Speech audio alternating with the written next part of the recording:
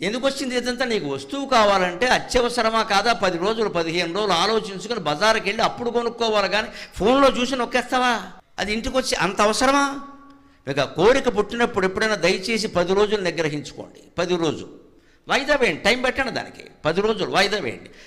ఇవాళ 27వ తారీఖు 23వ తారీఖు మంచిది, మళ్ళీ నెల 3వ తారీఖు 10 రోజులు వేయి, అక్టోబర్ 3వ తారీఖున ఈ విషయం ఆలోచిస్తాను నేను, అంతే.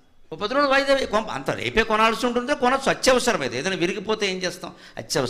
అత్యవసరం కాకపోతే వాయిదా వేయచ్చు.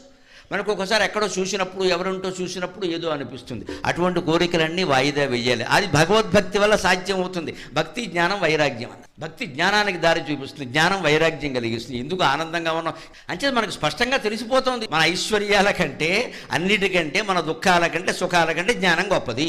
ఇది శాశ్వతమైతే అయిపోయాయి. ఈ భావన మళ్ళీ మళ్ళీ మళ్ళీ కలగాలి. మరి ఇంట్లో ఉన్నప్పుడు కూడా కలగాలి, ఇంటికి వెళ్ళగానే మానేయకూడదు.